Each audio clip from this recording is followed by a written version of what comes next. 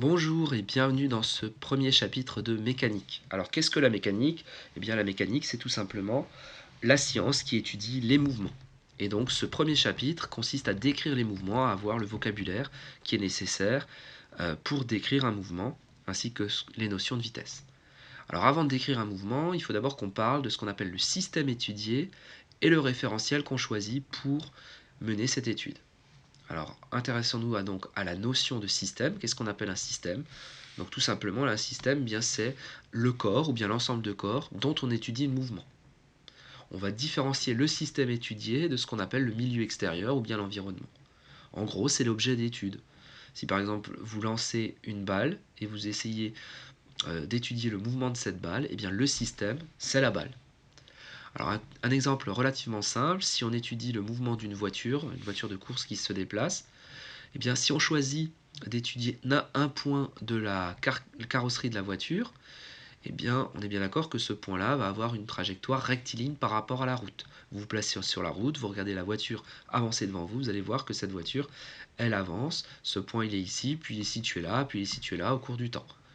Le point initial de la carrosserie de la voiture a une trajectoire rectiligne. Si par contre on avait choisi un autre système, c'est-à-dire ne pas étudier un point de la carrosserie, mais étudier un point de la roue de la voiture, eh bien, du fait que les roues tournent quand la voiture avance, eh bien, on se rendrait compte qu'on a ce type de trajectoire, c'est-à-dire une trajectoire cycloïdale. Ça s'appelle une cycloïde. Hein. Donc on se rend compte que ça décrit cette courbe un petit peu particulière. Et donc, le système est différent. Quand le système est différent, eh bien forcément, on a souvent des résultats différents pour qualifier le mouvement. Le mouvement n'est pas le même pour un point de la roue, si je choisis d'étudier un seul point de la roue, ou bien si je choisis d'étudier un point de la voiture. Donc lorsque les systèmes sont différents, on peut avoir éventuellement des types de mouvements différents. Donc il est important de bien toujours préciser qu'est-ce que j'étudie précisément, quel est l'objet de mon étude. Et c'est ce qu'on appelle le système.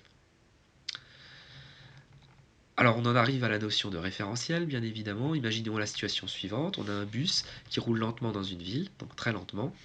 Alain A est fixe dans le bus. Brigitte marche en B, ici, dans l'allée vers l'arrière du bus pour faire des signes à Claude, qui lui est fixe sur le bord de la route. Et Brigitte marche assez vite pour rester à la même hauteur que Claude. Alors le but c'est de compléter par oui ou par non, c'est-à-dire dire est-ce que Alain est en mouvement par rapport aux autres. Alors on voit bien que Alain, bah, évidemment, n'est pas en mouvement par rapport à lui-même. Hein. Est-ce que Alain est en mouvement par rapport à Brigitte? Bah oui, il y a un mouvement de l'un par rapport à l'autre, même si lui est fixe. Hein. Fixe par rapport au bus, mais il y a un mouvement par rapport à Brigitte qui se fait. Est-ce que Alain est en mouvement par rapport à Claude? Eh bien, Claude est fixe, Alain est dans le bus, mais le bus se déplace. Alain se déplace avec le bus, donc il y a bien un mouvement par rapport à Claude. Est-ce que Alain est en mouvement par rapport au bus? Eh bien non, puisque Alain est assis sans bouger dans le bus, donc il n'y a pas de mouvement. Et est-ce que Alain est en mouvement par rapport à la route? Eh bien oui, puisque la route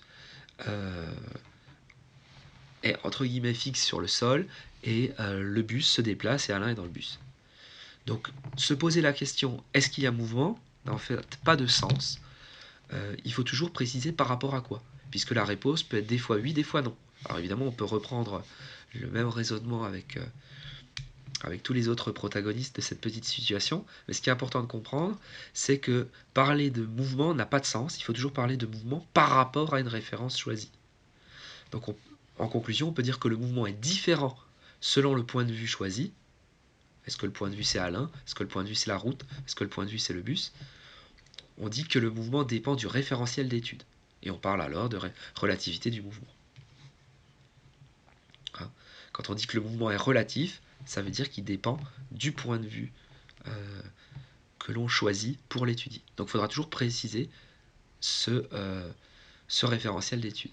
Alors la définition importante d'un référentiel, de quoi est constitué un référentiel? Eh bien c'est constitué d'un corps de référence par rapport auquel on repère les positions dans l'espace du système et on lui associe donc un repère mathématique, donc un repère qu'on peut appeler x, y, z. Hein. Z si on est en 3 dimensions, hein, ce qui est le cas dans la vraie vie. Et puis aussi d'un chronomètre, alors ça c'est très important, il ne faut pas oublier un chronomètre, c'est-à-dire quelque chose qui permet de mesurer des dates. Si vous voulez étudier le mouvement d'une balle de basket, eh bien la balle de basket, elle se situe à combien de mètres du point de départ euh, au bout d'une seconde, au bout de 2 secondes, au bout de 3 secondes. Voilà à quoi sert le chronomètre. Alors il y a différents types de référentiels à connaître. Tout d'abord le référentiel terrestre. Alors les référentiels terrestres, ils sont situés sur la surface de la Terre et ils sont construits à partir de n'importe quel solide de référence lié à la Terre. Par exemple, toujours dans cet exemple de quelqu'un qui joue au football, ben vous êtes sur le terrain, vous observez la frappe d'un joueur de football et le mouvement du ballon. Donc le système, c'est le ballon, et le référentiel, c'est bien le référentiel terrestre, parce que vous êtes sur Terre et vous observez le mouvement du ballon.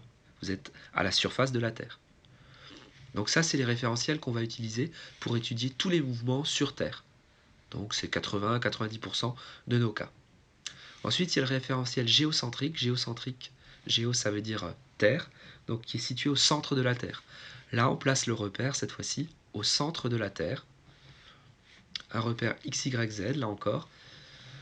Et on le prend donc au centre de la Terre et les axes sont dirigés vers 3 étoiles lointaines, qu'on suppose fixes. Alors ce référentiel, on va l'utiliser pour tout ce qui est mouvement autour de la Terre. Donc typiquement, c'est la Lune et les satellites artificiels, hein, de télécommunications, militaires par exemple, qui vont tourner autour de la Terre. Enfin, pour le mouvement des planètes du système solaire, on va utiliser le référentiel héliocentrique. Hélio en grec, ça veut dire soleil. Donc le centre du soleil est toujours 3 étoiles lointaines, qui sont les mêmes que pour le référentiel précédent. Et celui-là est bien évidemment utilisé pour décrire les mouvements des planètes, donc la Terre par exemple, Vénus, Mars, Uranus, enfin les 8 planètes du système solaire. Également certaines comètes, hein, qui tournent autour du Soleil. Petit exercice, qu'est-ce qu'on choisirait pour étudier le mouvement de la station ISS, station internationale, hein, spatiale, qui tourne autour de la Terre? Eh bien, comme elle tourne autour de la Terre, bien évidemment, on va se placer dans le référentiel géocentrique, dont le centre est la Terre. En revanche, si on étudie le mouvement d'une patineuse, qui fait une compétition de patin à glace, eh bien vous êtes au bord de la patinoire pour observer son mouvement, donc on pourrait considérer que le référentiel c'est la patinoire. Autrement dit, le référentiel terrestre, puisque la patinoire est sur Terre. Et enfin, si on étudie la comète de Halley, c'est une comète qui se balade dans le système solaire, elle tourne autour du Soleil, donc on choisira le référentiel héliocentrique, dont le centre est le Soleil. Je vous invite ensuite à étudier un petit peu l'histoire des sciences, et notamment la bataille entre l'héliocentrisme et le géocentrisme, en regardant la vidéo dont le lien YouTube est là, hein. Elle dure 2-3 minutes je crois. On peut la résumer en quelques lignes, puisque depuis l'Antiquité les hommes pensent en raison du mouvement apparent du Soleil. Alors qu'est-ce que c'est que le mouvement apparent du Soleil? C'est tout simplement le fait qu'on a l'impression quand on vit chez soi que le Soleil se lève le matin en un point, et puis il va se déplacer à midi, et puis finalement aller se coucher dans un autre. Donc on a l'impression que c'est le Soleil qui se déplaçait. En réalité, on le sait bien maintenant, c'est la Terre, hein, qui a tourné. Donc ce n'est pas le Soleil qui s'est déplacé. Mais en raison de ce type de mouvement, on pensait que la Terre était au centre de l'univers et que les autres astres lui tournaient autour. C'est ce qu'on a appelé le modèle géocentrique. La Terre est au centre de l'univers.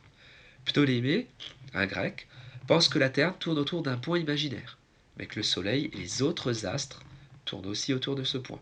Donc il avait une vision un peu différente, qui n'est toujours pas la réalité. Vous voyez qu'il y a eu plusieurs idées, plusieurs modèles à travers l'histoire.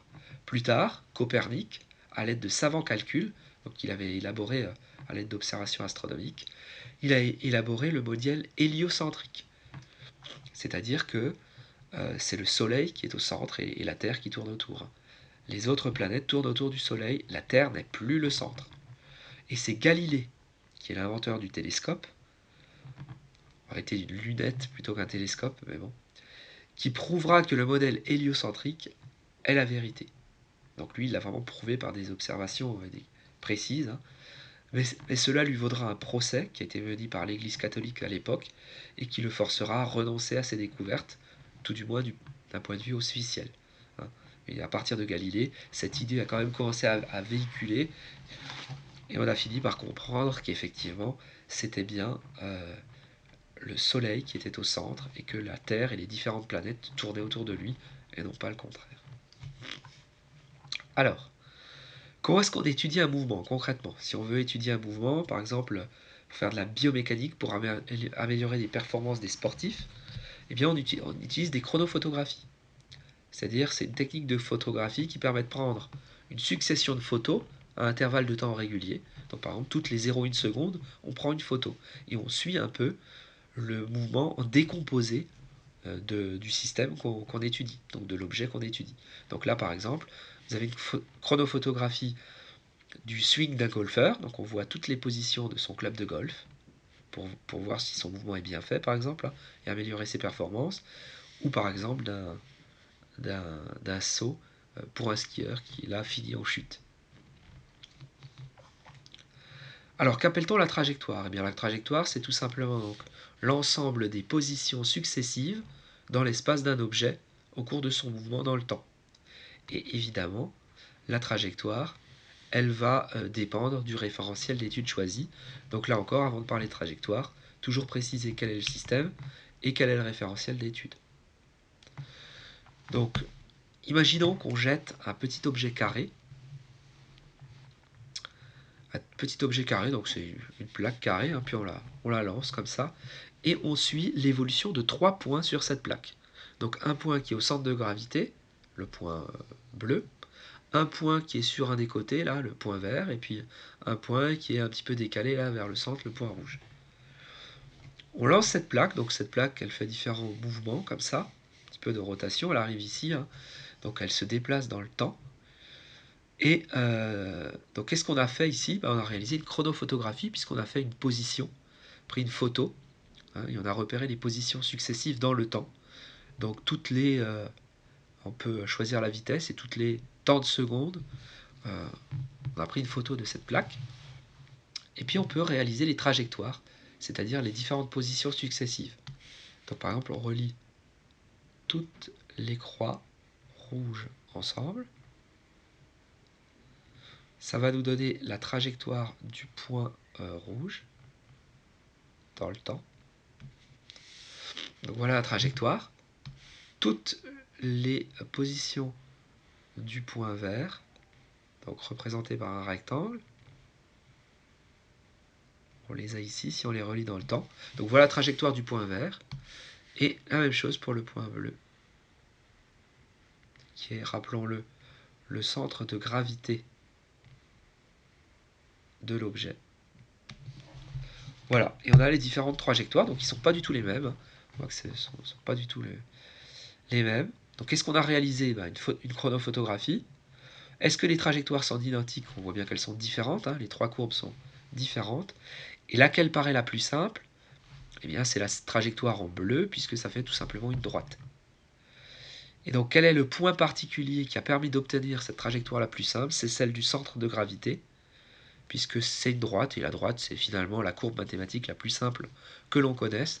Et donc, qu'est-ce que ça veut dire tout ça, cette petite expérience? Ça veut dire que pour étudier le mouvement d'un objet, ici, qui est une plaque carrée, eh bien, le plus simple, quand on veut étudier le mouvement, c'est d'étudier simplement le mouvement d'un seul point de cet objet, qui est le centre de gravité de cet objet, pour qu'on ait la trajectoire la plus simple. Et donc, c'est ce qu'on fera dans ce chapitre. Dès qu'on va étudier le mouvement d'un objet, on va imaginer que cet objet est un point.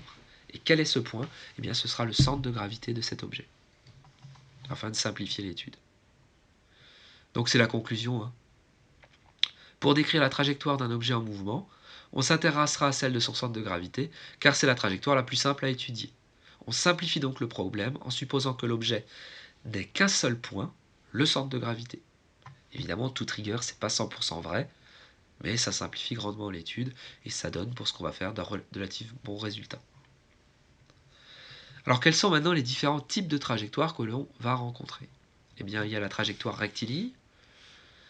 Alors ça, c'est si évidemment le mouvement décrit une droite, circulaire si ça décrit un cercle, parabolique si ça décrit une parabole, c'est-à-dire une courbe en cloche, fameuse courbe en cloche, par exemple lancer d'une balle de basket, ça c'est une trajectoire parabolique, ou bien curviligne. Alors curviligne, c'est une courbe quelconque, si ce n'est ni rectiligne, ni circulaire, ni parabolique, on peut dire curviligne. En toute rigueur, c'est quand c'est pas rectiligne. Donc circulaire, c'est aussi un cas curviligne. mais on va quand même utiliser l'adjectif circulaire pour décrire quelque chose de circulaire, parce que c'est quand même un cas relativement facile. Donc, par exemple, ici, on a différents types de mouvements qui sont présentés. Mouvement d'un boulet de canon, et ça décrit une courbe en cloche, donc c'est une trajectoire parabolique, une parabole. Pour faire le lien avec le cours de mathématiques, hein, on peut avoir dans le cours de terminale par exemple que c'est décrit par une fonction mathématique du second degré, hein, comme x carré. C'est pour ça qu'on appelle ça une parabole. Si on a ici, par exemple, une trajectoire comme ça, c'est une trajectoire circulaire. Par exemple, un point sur une horloge, sur une aiguille d'une horloge. Ici, une moto qui avance eh bien, en ligne droite, c'est une trajectoire rectiligne. Et par exemple, là, une balle qui rebondit, on a une trajectoire curviligne, puisque c'est une courbe différente des autres, et notamment de la rectiligne, une courbe quelconque, c'était une trajectoire curviligne. Après, si on connaît un peu plus de vocabulaire, on peut aussi dire que ça c'est une cycloïde.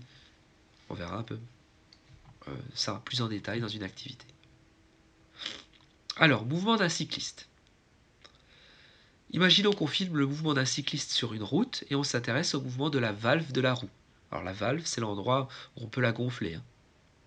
À chaque image, la roue a avancé d'un quart de tour. Premièrement, quel est le système étudié? Le système, c'est la valve, puisqu'on va s'intéresser uniquement au mouvement de la valve de cette roue avant du vélo. Ensuite, on nous demande de placer sur chaque vue de la scène la position de la valve et de tracer la trajectoire. Alors allons-y. On sait que la valve est située ici à l'instant initial. Ensuite, elle fait un quart de tour, donc on est là. Puis un quart de tour, on est là. Puis un quart de tour, ici. Un quart de tour. Et à chaque fois, on se déplace tout simplement d'un quart de tour.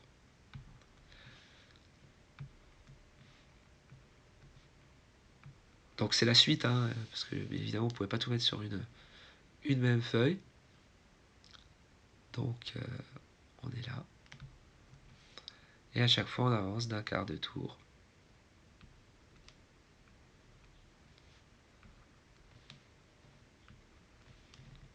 Donc il suffit de prolonger, hein, tranquillement.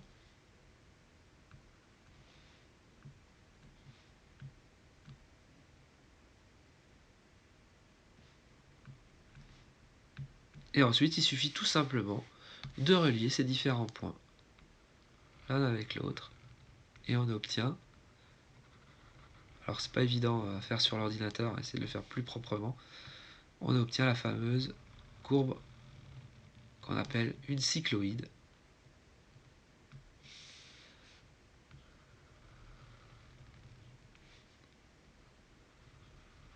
Il faut relier tous ces points correctement.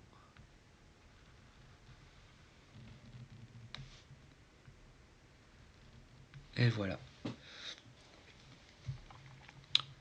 Alors choisir ensuite, question 3, le référentiel dans lequel on peut observer cette courbe. Et bien cette courbe, on peut l'observer uniquement si on est situé au bord de la route. On est au bord de la route et on observe la valve qui avance sur le vélo. Donc c'est bien le référentiel du sol. C'est le référentiel lié à la terre qu'on va choisir. Donc ce référentiel-là ne convient pas.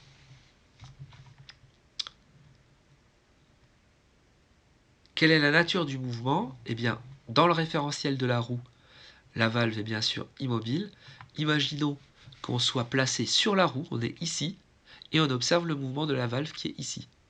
Eh bien, même si on se déplace, donc imaginons qu'on soit là, même si on se déplace, ce point, il va aussi avancer d'un quart de tour, donc il sera ici, mais l'un par rapport à l'autre n'auront pas bougé. Donc, il n'y a pas de mouvement si on est situé sur la roue du vélo. On est sur la roue du vélo, on observe la valve. Peu importe que le vélo soit en action, en mouvement, en train de pédaler, le cycliste, il n'y a pas de mouvement dans le référentiel de la roue. Donc on dit que la valve est immobile. Par contre, si on est situé sur l'axe de la roue, imaginons qu'on soit situé ici, on se place ici au centre de la roue, là on va voir cette valve qui va en fait tourner autour de l'axe. Donc si notre référentiel est ici, eh bien on va avoir un mouvement circulaire. En revanche, si on est dans le référentiel terrestre, donc on est au bord de la route, là on observe un mouvement curviligne, on peut même préciser cycloïdal, c'est-à-dire la courbe tracée en bleu. Donc là encore, on a une réponse différente en fonction du référentiel dans lequel on se place. Donc toujours bien préciser le type de référentiel. Intéressons-nous maintenant à la vitesse. Qu'est-ce que c'est que la vitesse? Eh bien la vitesse, c'est tout simplement une grandeur qui va traduire les changements de position d'un point au cours du temps. On la note petit v en minuscule, et on dira qu'un point il est immobile si sa vitesse est nulle, si elle vaut 0 mètres par seconde. A contrario, évidemment, il est en mouvement si sa vitesse n'est pas nulle, et les coordonnées de ce point varient alors plus rapidement que sa vitesse est élevée. Donc ça, c'est des choses, évidemment, qu'on sait d'après le bon sens. Alors, quelle est la relation entre la vitesse et le mouvement? Eh bien, on dira qu'un mouvement est uniforme, donc ça, c'est du vocabulaire très important à voir. Un mouvement est dit uniforme si la vitesse est constante au cours du temps. Au contraire, on dit qu'il est accéléré si la vitesse augmente, et on dit qu'il est ralenti ou décéléré, on peut dire les deux, même freiné, on peut dire, si sa vitesse diminue au cours du temps. Donc par exemple, ici on a 3 billes identiques qui ont été photographiées avec un intervalle de temps identique, régulier. C'est-à-dire que entre chaque image, il s'écoule le même temps. Et bien, qu'est-ce qu'on constate au départ? On constate que l'écart, la distance entre les billes ici, est toujours la même. On a donc un mouvement rectiligne uniforme, rectiligne parce que la trajectoire est une droite, et uniforme parce qu'on voit bien que la vitesse, elle va être constante, puisque la distance est toujours la même entre chacun des points qu'on considère ici. Au contraire, au 2, il s'écoule toujours le même temps entre ici, ici, ici et ici. Donc il s'écoule toujours 1 seconde, 1, 2, 3, 4 secondes, 1, 2, 3, 4 secondes. Par contre, on voit que la distance a augmenté. Si la distance augmente, ça veut bien dire que la vitesse a augmenté. Donc comme la vitesse a augmenté, on dira que le mouvement il est rectiligne, parce que ça fait une droite, et accéléré. Il s'écoule toujours 4 secondes dans la troisième situation, donc 1 seconde là, 1 seconde là, 1 seconde là, 1 seconde là. Mais par contre, on voit que la distance diminue à chaque fois entre les billes. La distance est toujours plus petite. Si la distance diminue, ça veut bien dire que la vitesse diminue. Donc si la vitesse diminue, on dira que le mouvement il est décéléré ou bien ralenti. Donc on a un mouvement rectiligne ralenti.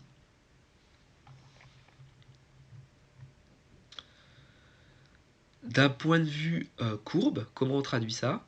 Eh bien, lorsqu'on a un mouvement uniforme, la vitesse est constante par rapport au temps. Ça fait donc une droite horizontale. On dit donc qu'on a un mouvement uniforme avec une vitesse constante. On évite de dire que la vitesse stagne. On dit que la vitesse est constante. Si on a un mouvement accéléré, eh bien on voit que la vitesse augmente. Alors, elle peut augmenter de façon quelconque ici, ou bien augmenter de façon linéaire, mais en tout cas elle augmente. On peut avoir plusieurs types de courbes, mais on voit que la vitesse elle augmente, donc on a un mouvement accéléré. Et si au contraire on voit que la vitesse diminue, alors soit sur une courbe quelconque, soit sur une fonction par exemple affine, eh bien on dira que la vitesse diminue au cours du temps. Donc là on a un type de mouvement, un mouvement ralenti ou décéléré ou freiné au cours du temps. Alors quelles sont les unités de la vitesse? Eh bien l'unité officielle c'est le mètre par seconde. Alors mètre par seconde, ça se note mètre par seconde avec un petit m et un petit s, ou bien on peut aussi le noter mètre s-1, puisque rappelons-le, s puissance moins 1, c'est la même chose que 1 sur s.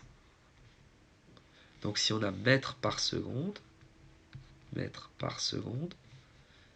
bien ce sera finalement la même chose que mètre fois 1 sur seconde. Mais 1 sur seconde, on vient de dire que c'est seconde moins 1. Donc c'est la même chose, on peut avoir les deux notations. Mais souvent dans la vie quotidienne, évidemment, on utilise les kilomètres par heure, qu'on note kilomètre/heure ou kilomètre.h-1. On ne doit pas dire kilomètre-heure, alors qu'on le dit souvent dans la vie courante, puisque cela voudrait dire kilomètre fois des heures. Quand on dit kilomètre par heure, le par en maths veut dire diviser. Donc voilà la petite conversion, hein. Si on a des mètres par seconde et on veut les convertir en kilomètres par heure, il suffit de multiplier par 3,6 et inversement de diviser par 3,6. Donc la démonstration est toute simple, hein. 1 km c'est 1000 mètres, 1 heure c'est 3600 secondes, et bien ça fait 1 sur 3,6, donc on a bien le facteur 3,6 qui rentre ici en compte pour avoir eh bien, les petites conversions qu'on a là. Donc par exemple, convertir 50 km par heure en mètres par seconde, eh bien 50 km par heure, on fait 50 divisé par 3,6 et ça fait 13,9 mètres par seconde. Si au contraire on veut convertir 4 mètres par seconde en km par heure, eh bien on fait 4 fois 3,6 et ça fait 14,4 km par heure.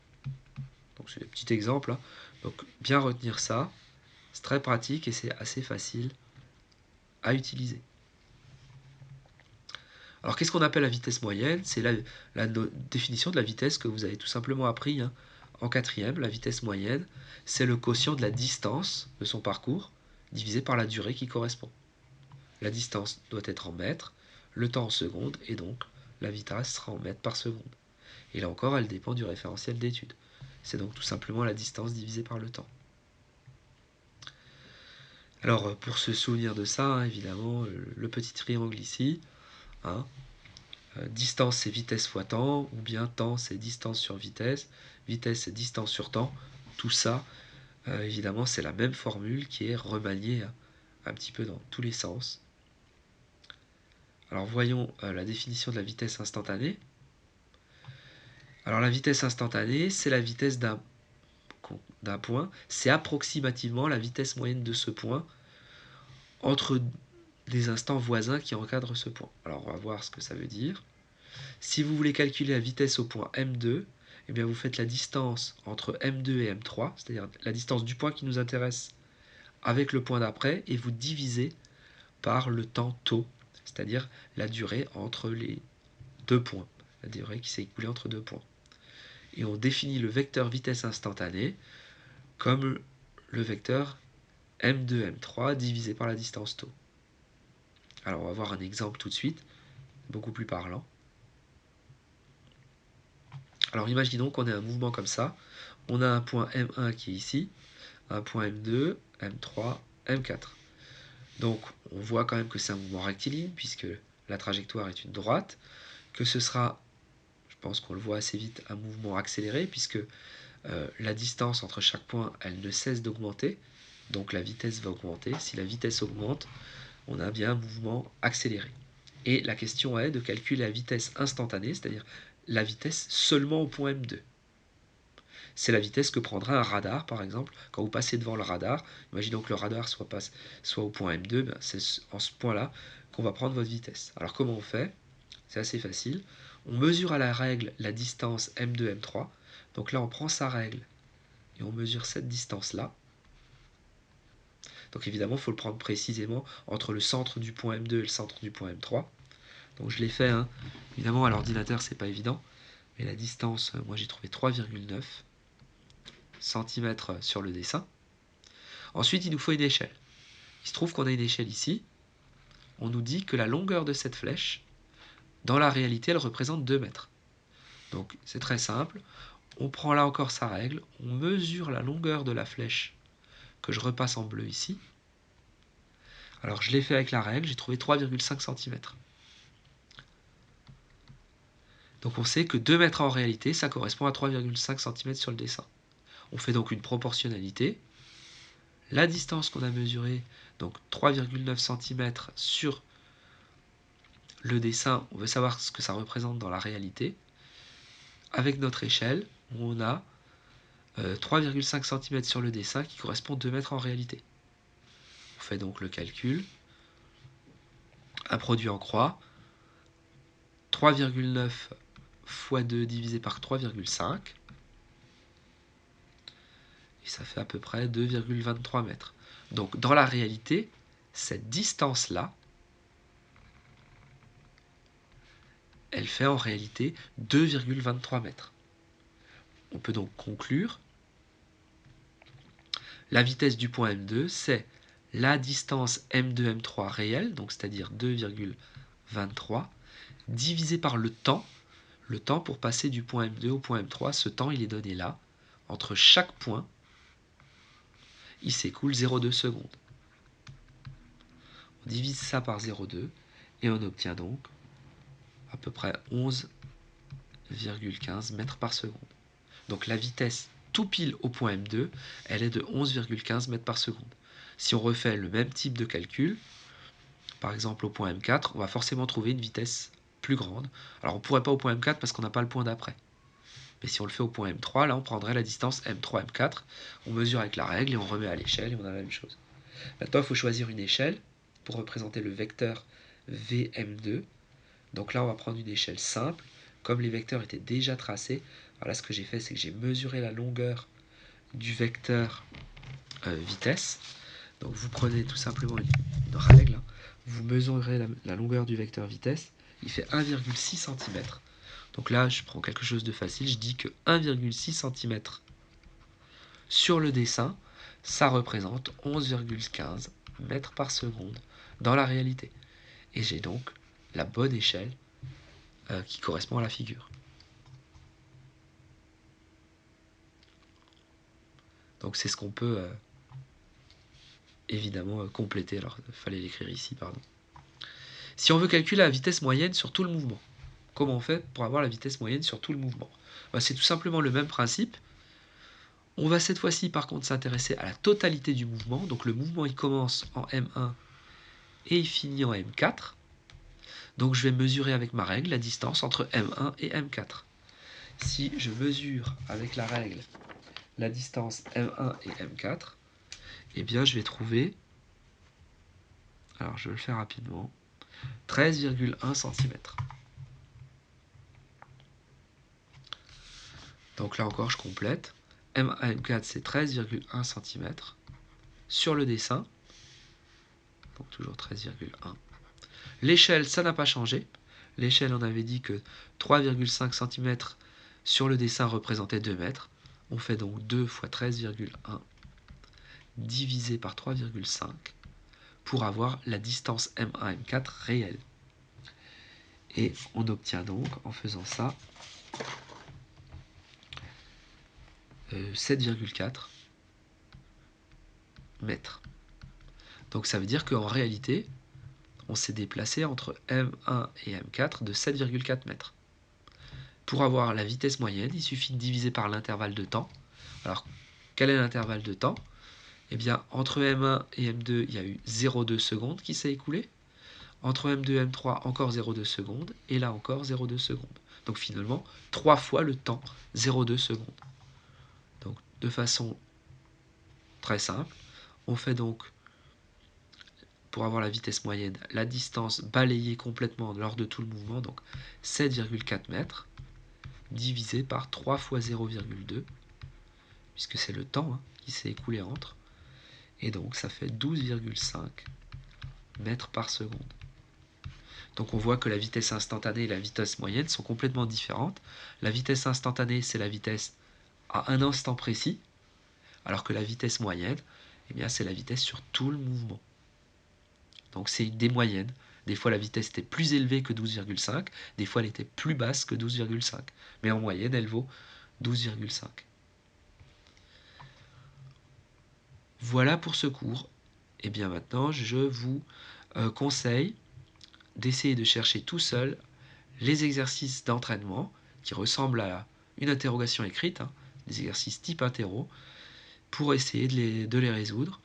Donc il vous faut simplement votre règle pour mesurer les différents points et procéder de la même façon. Voilà, bonne étude!